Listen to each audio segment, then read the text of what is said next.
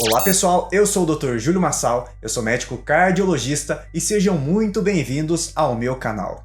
E neste vídeo eu vim conversar novamente sobre a simvastatina e as estatinas em geral. E aqui especialmente eu vim para conversar de uma questão que eu vejo em alguns fóruns e na internet e também aqui nos comentários de alguns vídeos das estatinas aqui deste canal a respeito de relacionando as estatinas com o aumento do risco de infarto. Então, de uma vez por todas, vamos esclarecer bem essa questão. Então, vem comigo aqui neste vídeo.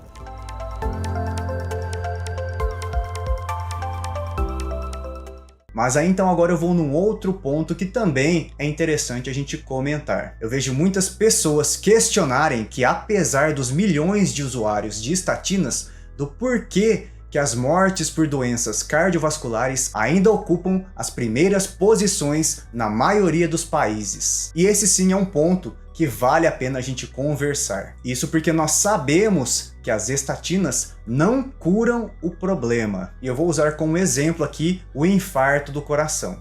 Nós sabemos que as estatinas reduzem o risco do infarto do coração.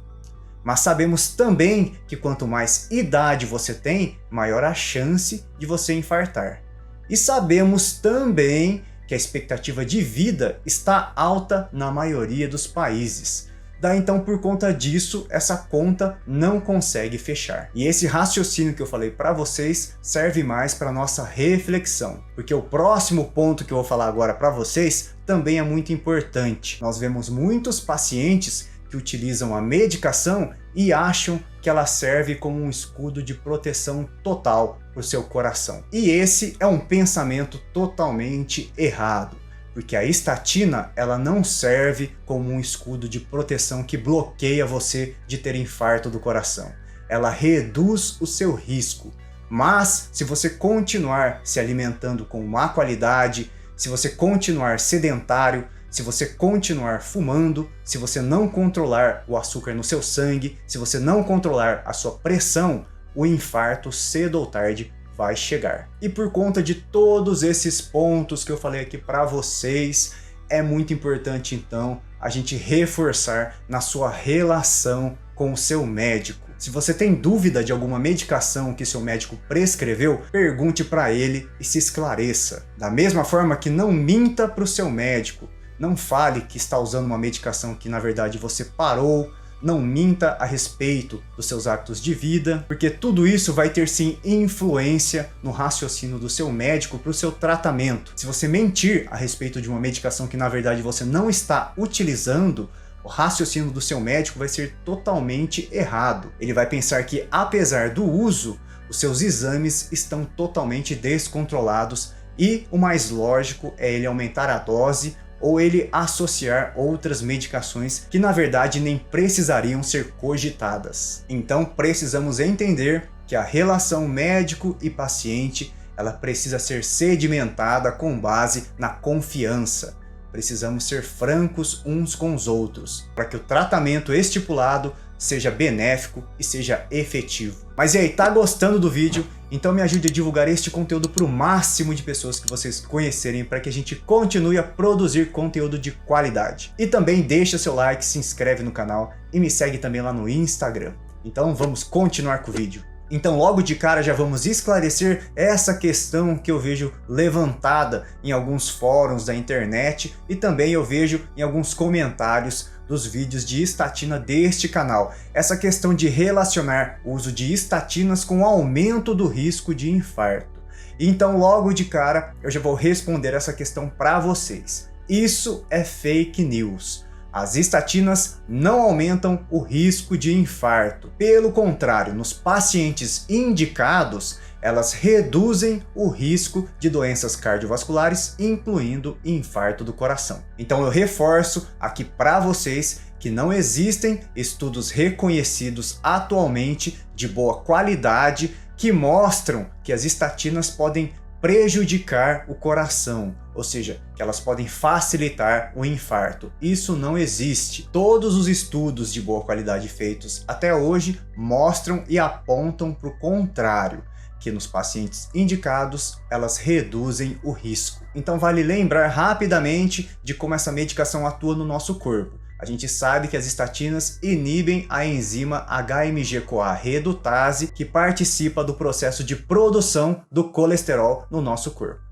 E, mais especificamente, ela vai reduzir a fração ruim do seu colesterol, que é o LDL colesterol. E é baseado nesse mecanismo de ação que também são levantados questionamentos a respeito desse remédio. Isso porque o colesterol ele também está relacionado com a produção hormonal e também ele está relacionado com a produção de uma substância chamada de coenzima Q10, que é importante sim para o bom funcionamento energético das células do nosso corpo. Então já foi questionado se atuando inibindo a HMG-CoA redutase, você também iria reduzir os processos de formação de hormônios e de coenzima Q10. Isso na base fisiológica nós temos sim um respaldo. E já foi estudado então a incidência desses efeitos colaterais relacionados. E foi visto também por meio de estudos que em pacientes indicados, os benefícios do uso superam bastante os riscos relacionados com a medicação. Mas é claro que tudo isso precisa ser individualizado para cada paciente. E se a gente for colocar em linhas gerais, todo medicamento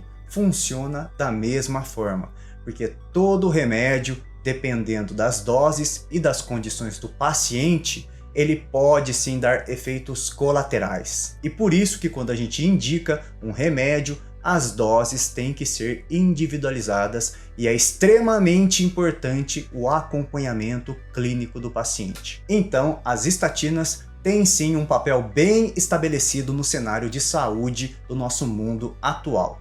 E não existe nenhum consenso ou alguma diretriz atualizada que exclua essa medicação das indicações de uso. Eu vou dar um exemplo do meu consultório.